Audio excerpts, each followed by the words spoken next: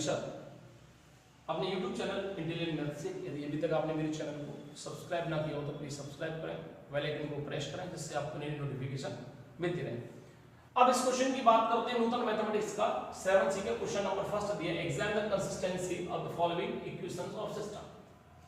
Consistency बताना है, consistency का सीधा सा रूल है और आप समझ लें, यदि डिटरमिनेंट जो हम मान रहे हैं उसकी वैल्यू 0 नहीं आना चाहिए। यदि जीरो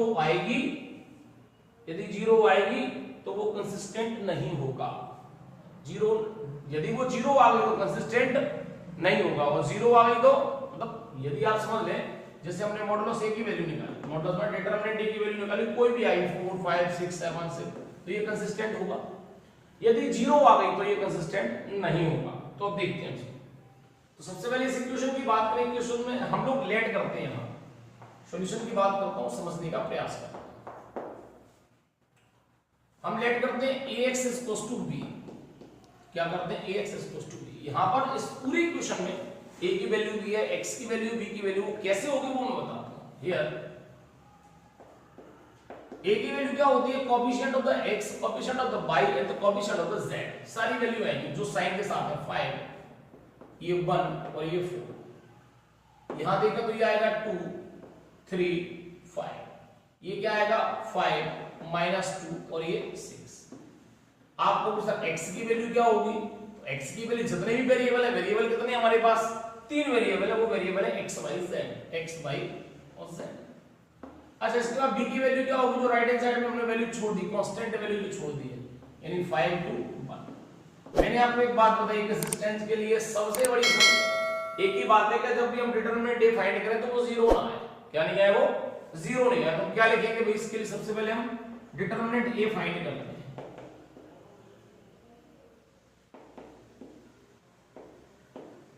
तो इसके लिए सबसे पहले डिटरमिनेंट की पोजीशन में इसको रिएक्ट करेंगे।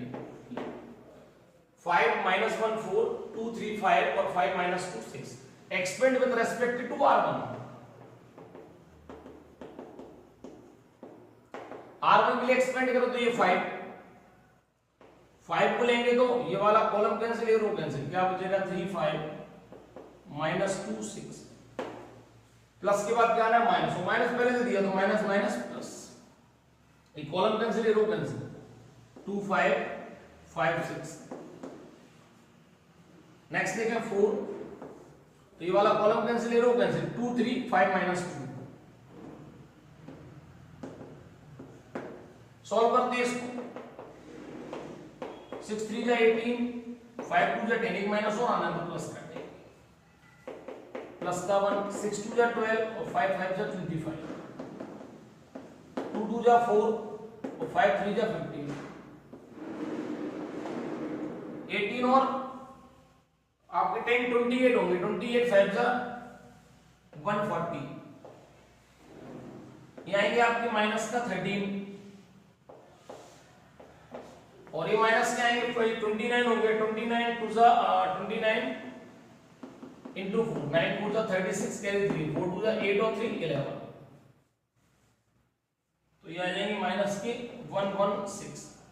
हमारे पास दिया क्या क्या, पॉजिटिव वैल्यू 140 और नेगेटिव वैल्यू आ गई हमारे पास 9, नहीं ये तो लग रहा है मेरे को 25 - 13 हो गया, 14 19 हो गया, 19 से 4 का मल्टीपल करेंगे तो हमारे पास कितना आना चाहिए, 18 × 140 के बाद आ गया हमारे पास ये 13, ये 14 9 जा तो 76 है। सॉरी ये गलत क्यों हो रहा है, ये कितना है, ये 19 है, 29 है यार, 19 × 4 तो 76 होगा, तो माइनस का 76, सॉरी सम करने से, सम करने पे आएगा ये 140 ये लिखा है, तो सम करेंगे 6 तो 3 9 आ गया और 7 1 और 8 आ गया।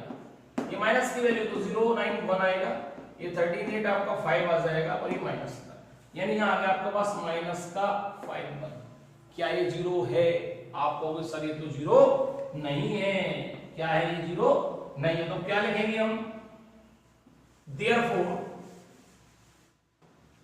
therefore A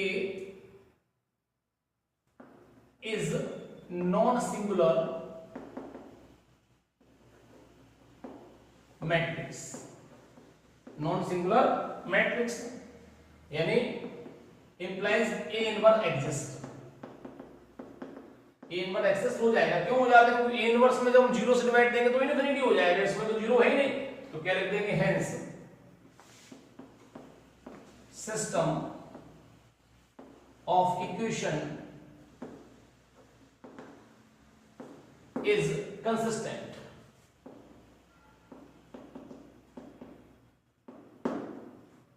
अब ऐसे हमने सॉल्व किया, सेकंड वाला सॉल्व करेंगे तो नेचुरली उसका आंसर ये कंसिस्टेंट आया है तो वो नहीं भी हो सकता। तो आप लोग सॉल्व करें, जहां प्रॉब्लम आए वहां मेरे से कंसल्ट करें। फिर भी एक बार बता देता हूं, जब भी कंसिस्टेंसी की बात आएगी तो हम लोग डिटरमिनेंट फाइंड करेंगे और डिटरमिनेंट की वैल्यू कभी भी 0 नहीं होना चाहिए, क्योंकि 0 होगी तो वो कंसिस्टेंट नहीं होगा। 0 के अलावा कोई भी न्यूमेरिकल वैल्यू आ जाए, नेगेटिव है या पॉजिटिव है, तो वो कंसिस्टेंट जरूर होगा। चलिए इसके बाद में आपको क्वेश्चन नंबर अगले क्वेश्चन में मिलता है। हमें 7 सी एक्सरसाइज न्यूटन मैथमेटिक्स का क्वेश्चन नंबर सेकंड का फर्स्ट ले गया हूं। फर्स्ट और सेकंड सेम टू सेम है, तो मैं एक कोई क्वेश्चन करा देता हूं। ये 2/2 का है तो इसको मैं करा देता हूं। तो इक्वेशन ऑफ सिस्टम की बात करें तो इसको पहले लिख लेते हैं सिस्टम से। इक्वेशन ऑफ सिस्टम क्या होंगे? x + 2y, 4 को ट्रांसपोज करेंगे तो माइनस का, तो ये प्लस का 4 हो जाएगा। ये 2x + 5y = -9 है, तो ये पॉजिटिव 9 है।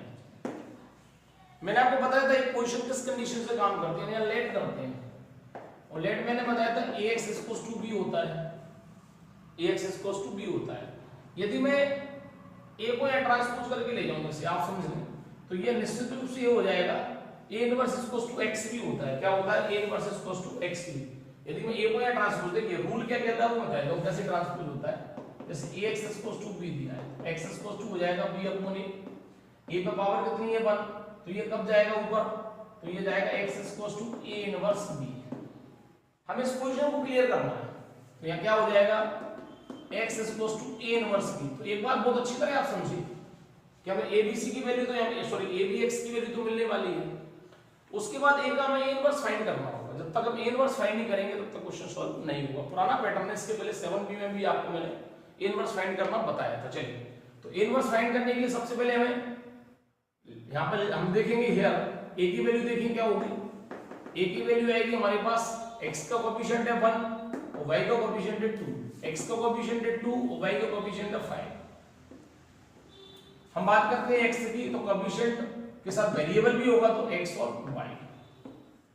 हम देखें हमारे पास क्या b की वैल्यू क्या है, जो कांस्टेंट वैल्यू है वो है 4 और 9। हमें मैट्रिक्स में देखिए, ऐसे जब आप 10th क्लास में तो एलिमिनेशन मेथड से भी निकालते थे, लेकिन उसको उसने कहा है कि मैट्रिक्स मेथड से यूज करना है, सब लिखा है मैट्रिक्स मेथड से यूज करना है। तो चलिए सबसे पहले मैं फाइंड करता हूं, इसकी रियल पोजीशन देखा तो 1 1 1 2 2 1 और 2 2 है। तो सबसे पहले फाइंड करते हैं C11 C12 C21 और C22।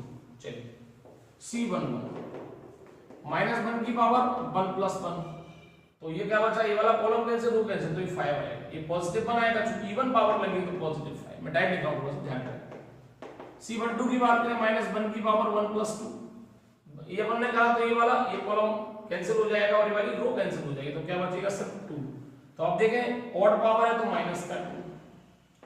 C21 की बात करते हैं -1 की पावर 2 + 1, ये कॉलम कैंसिल, रो कैंसिल, क्या बचा यहाँ? 2 बचा हमारे पास। तो ये भी ऑड पावर है तो ये -2। C22 की बात करें तो -1 की पावर 2 + 2, हम बात करें तो ये 2 + 2, यानी यहाँ पे आगे ये वाला कॉलम कैंसिल हो तो ये 1 बचेगा। यहाँ इवन पावर आ रही है तो ये प्लस का 1 यानी 1।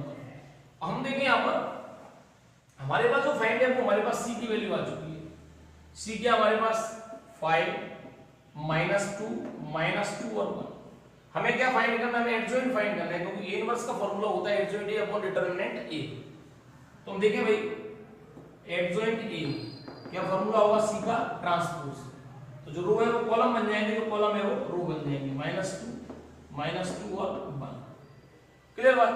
अब आते हैं, देखिए आप सब, अब सबसे पहले डिटरमिनेंट फाइंड करते हैं नाउ एंड। अब डिटरमिनेंट फाइंड कर, डिटरमिनेंट कितना है भाई? डिटरमिनेंट की बात करें, डिटरमिनेंट a पोजीशन क्या आएगी इसकी भाई? 1 2 2 5। सॉल्व करें तो 5 बन गया, 5 -4 तो ये आ गया 1। यानी हमें a इनवर्स फाइंड करना है। a इनवर्स का फार्मूला होगा adjoint a upon determinant a। तो एडजॉइंट a हमारे पास ये दिया है और इसमें मैं 1 से डिवाइड करें तो एग्जैक्ट वही लिखा होगा जैसे लिखा है, कोई प्रॉब्लम इसमें नहीं है। तो आ गया 5 -2 और 1। यहां तक हमारा काम पूरा हो चुका है। अब हमें क्या करना है, हमें इक्वेशन फाइंड करना है। इक्वेशन फाइंड करने के लिए क्या करेंगे, चलिए हेंस फॉर्मूला क्या बनाया था मैंने, x a inverse b। x की वैल्यू देखें x by z, a inverse की बात करते हैं, a इनवर्स मैंने नहीं निकाला, ये है क्योंकि 1 से डिवाइड दिया था तो कोई लॉस प्रॉफिट नहीं था बेटा इसमें। ये आ गया 5 -2 और 1। b की बात करें हम तो b की वैल्यू हमारे पास 4 और 9, चलिए b की वैल्यू लिख दी 4 और 9। अब हम इसमें इंटू करते हैं, इंटू का रूल आपको पता है, रो टू कॉलम, ये रो है, एक कॉलम से मल्टीपल होगा तो 5 4 जा 20, 9 2 जा 18, क्लियर।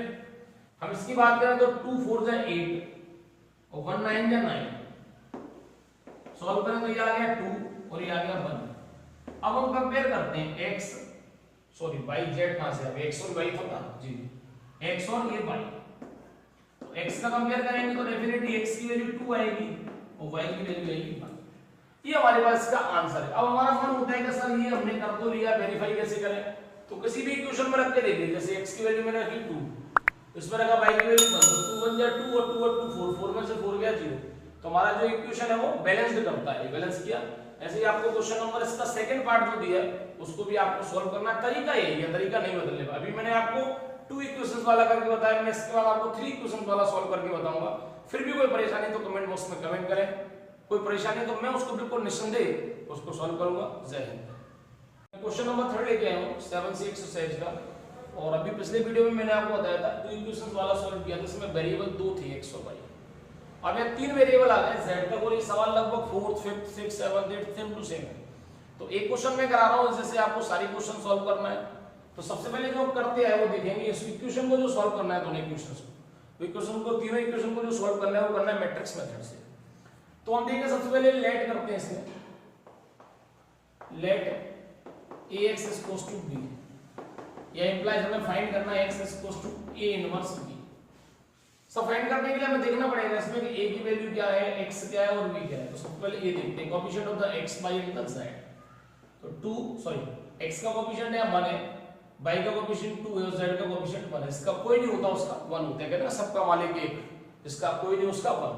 अच्छा यहां पर x हैगा तो 1 है, आपको वो सर y तो ही नहीं था, y है ही नहीं है तो किसका मालिक हो, है तो उसका मालिक, कोई नहीं होता तो, या y नहीं कोई कोएफिशिएंट है नहीं तो माला डाल देंगे भाई, माला आप देखते हैं कोई एक्सपायर हो जाता है तो माला डाल देते हैं, तो ये 0 है, 0 मतलब कोई है ही नहीं।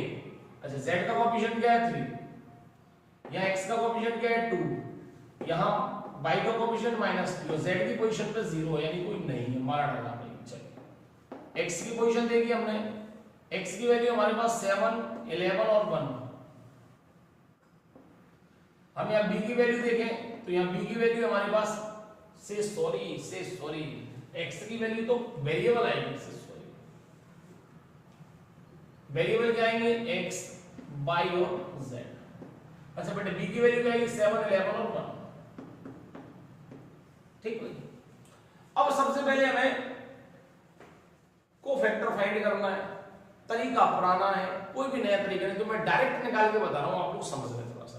ये अब आपको करना है, मैंने इसके पहले 7B एक्सरसाइज में आपको कोफैक्टर फाइंड करके बताया, एडजॉइंट फाइंड करके बताया, मैं डायरेक्ट कर रहा हूं, प्रोसेस समझने का प्रयास करता हूं।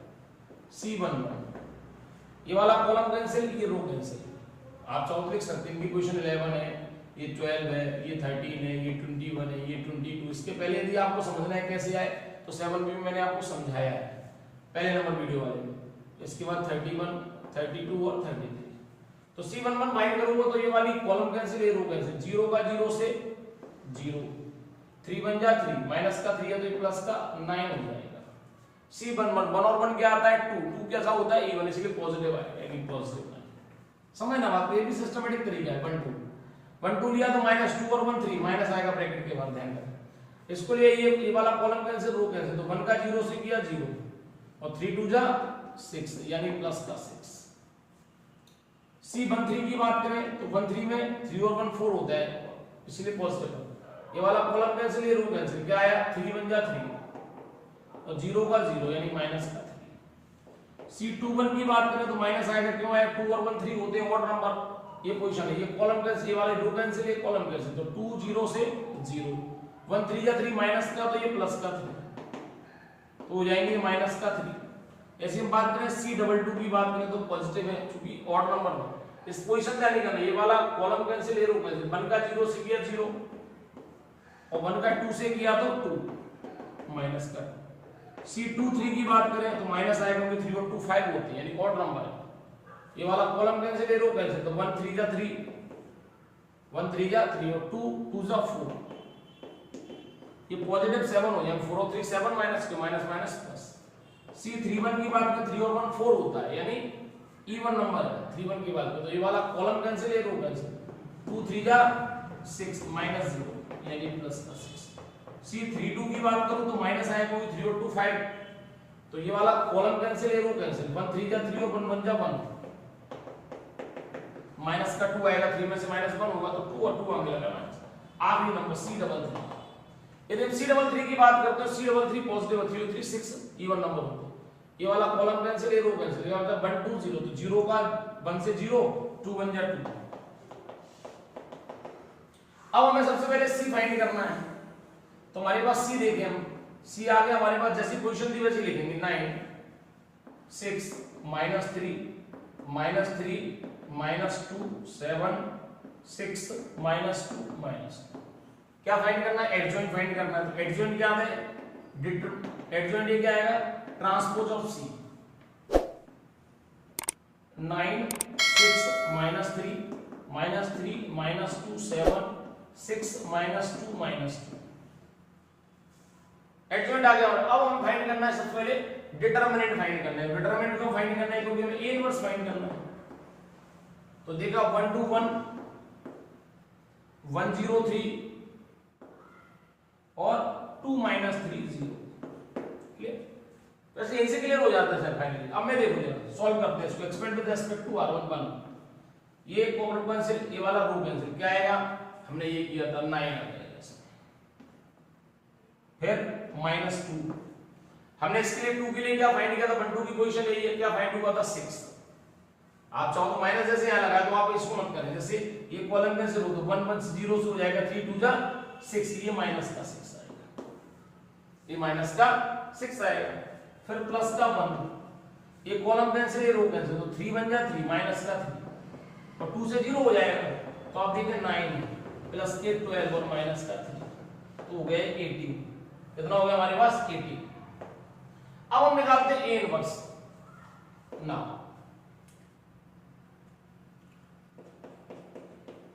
A इनवर्स निकाला तो फॉर्मूला क्या है? Adjoint A upon determinant A, adjoint A upon determinant A। Adjoint A हमारे पास ये दिया है, इसमें 18 से हमें डिवाइड देना, तो सभी में हम 18 से डिवाइड दे देते हैं। तो जैसे हम देखें तो ये 1 अपॉन 18 हो जाएगा, बाहर आ देते हैं, ठीक है, और डिवाइड देना है। अच्छा पूरी पोजीशन लिख दीजिए, 9 -3 6 6 -2 -2 -3 7 और ये -2। क्लियर? अब हम पोजीशन पे आते हैं जो हमें इक्वेशन दिया है, तो हेंस देखें हम इक्वेशन क्या हमारे पास? x A inverse B। x की वैल्यू देखें तो x y z, पहले वाले में दूसरा z लिख दिया था क्योंकि उसमें था ही नहीं, अब दो कैसे लिख जाते हैं कभी कभी। अच्छा A इनवर्स की बात करें तो 1 अपॉन 18, चाहो तो 1 अपॉन 18 का मल्टीपल कर दो या 18 से डिवाइड दे दो। 1 अपॉन 18 मैंने इसीलिए लिखा है क्योंकि मल्टीपल कर सकते हैं। 9 -3 6 6 -2 -2 -3 7 -2। हम बात करें B की, तो B हमारे पास में दिया 7 11 1 7 11 1 7 11 1। अब हमें मल्टीपल करना है, मल्टीपल का रूल है, रो टू कॉलम, एक रो है एक ही कॉलम, मतलब पहली रो का पहले कॉलम, दूसरा कॉलम है नहीं तो पहली बार होगा, दूसरा रो का पहला कॉलम और तीसरी रो का फर्स्ट कॉलम, मल्टीपल करते हैं। 9 7 जा 63, 11 3 जा 33 और 6 1 जा 6। क्लियर? इसको देखिए हम सेकंड रो, 6 7 जा 42, 11 2 जा 22 और 2 1 जा 2। क्लियर? 7 3 जा 21 माइनस का, 11 7 जा 77 और ये माइनस का 2। 100 से पहले 7 के गया 63 आया, 3 11 जा 33 आया, 6 1 जा 6 आया, सेकंड रो का फर्स्ट कॉलम 7 6 जा 42, 11 2 जा 22, 2 1 जा 2, ऐसे -3 7 जा 21, 7 से 11 से 77 और -2 है। इनको अपन ने सॉल्व किया तो ये 36 आया, इसको सॉल्व करने से 18 आया, इसको सॉल्व करने से 54 आया। 1/18 का हमने मल्टीपल किया तो ये आया 2 1 और 3। हम कंपेयर करेंगे x की वैल्यू 2, y की वैल्यू 1 और z की वैल्यू 3। तो आपने ये जो आंसर आया एक बार टैली कर सकते हैं, आप इसको वेरीफाई कर सकते हैं। आगे के जो भी क्वेश्चन दिए वो इसी का बेसिक दिया है और यही दिया है। जो भी प्रॉब्लम हो वो आप कमेंट बॉक्स में कमेंट करें।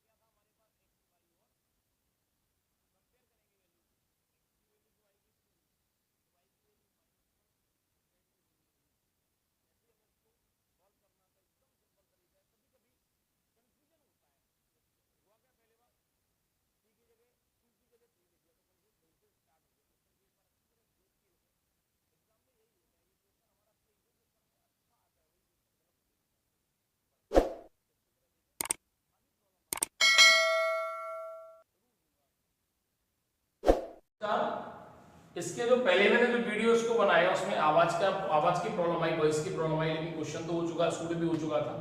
तो इसको दोबारा मैं आपको समझा देता हूं, क्योंकि आवाज के साथ पहले तो आवाज जा चुकी है इसकी।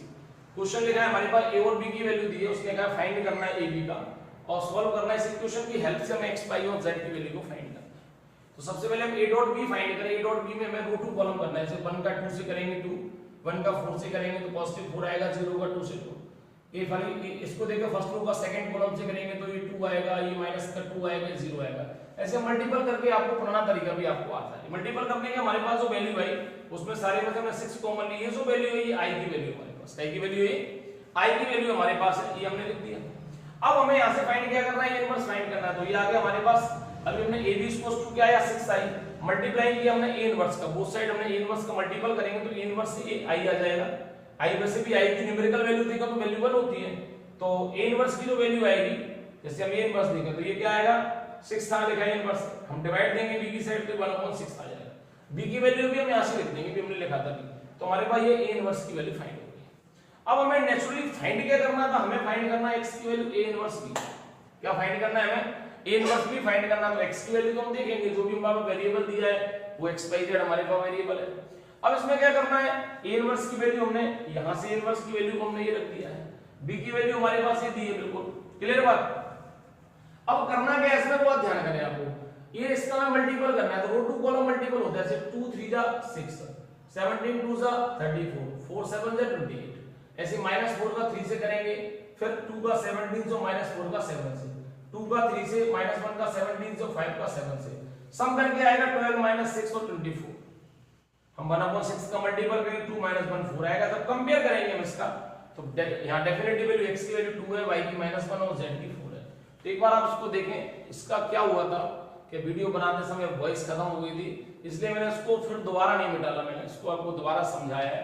एक बार अच्छी तरह इसको पॉज करके उतारे पहले क्वेश्चन को, मैं थोड़ा दूर हटा जाता हूं, इस क्वेश्चन को पॉज करें, उतारें, जहां भी प्रॉब्लम आए कमेंट जरूर करें। नमस्ते।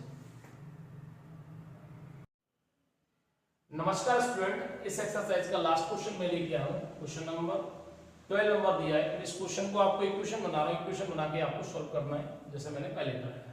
क्वेश्चन है the sum of the three numbers is 6 on multiplying the third number by 3 and the adding second number to it we get 11 on adding the first and the third number we get double of the second number, find these numbers using matrix method। तो मान लेते हैं let the first number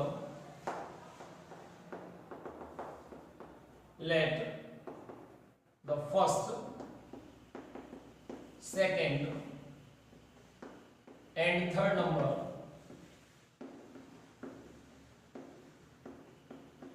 numbers are, formula number वाला x, y and z हमने मान लिया। अब according to question हम काम करते हैं, जैसा वो कह रहा है वैसा करना। अकॉर्डिंग टू लिखा है the sum of three numbers is 6, यानी तीनों नंबर को यदि हम सम कर दें तो इसकी वैल्यू क्या हो जाएगी 6। चलिए सेकंड इक्वेशन पे आते हैं।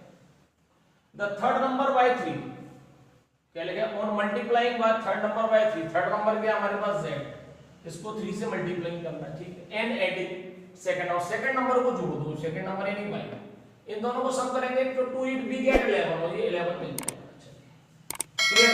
थर्ड इक्वेशन देखते हैं। थर्ड क्या कह रहा है, on adding the first and the third number, first third क्या है x और z, फर्स्ट और third number z, we get double of the second, we get double of the second, 2y को ट्रांसपोज करो, x - 2y + z = 0। अब यार late जो करते हैं मैं पहले बता चुका हूं, आपको सॉल्व करना है क्वेश्चन ax = b, यानी कि x = a इनवर्स b। अब हम हेयर की बात करेंगे तो आप a की वैल्यू कहां है, x कहां है, b में बता देता हूं। a की वैल्यू आएगी coefficient of the x y z, तो x का कोएफिशिएंट 1, y का 1 और z का 1, 1 1 1, इसमें x का 0, y का 1 और z का 3, x का 1, z का 1 और y का 0, ये हमारे पास x की a की वैल्यू आ गई। सिमिलरली x की वैल्यू देखें तो कोएफिशिएंट x y z तीनों है, तो हमारे पास x की वैल्यू आ जाएगी x y और z। अब हम देखें b की वैल्यू क्या होती है, जो कांस्टेंट वैल्यू होती है विदाउट कोएफिशिएंट, क्या 6 11 और 0। अब आपको क्या करना है, आपको a इनवर्स फाइंड करना है। a का सबसे पहले आप कोफैक्टर फाइंड करेंगे, फिर एडजॉइंट फाइंड करेंगे और फिर डिटरमिनेंट फाइंड करके डिवाइड दे देंगे। तो इनवर्स आएगा। जैसे पहले का सारे क्वेश्चन ऐसे कराए मैंने, वैसे आप करें। यदि आपको वीडियो बहुत अच्छी लगी है तो आप लाइक का बटन जरूर दबाएं। Thank you.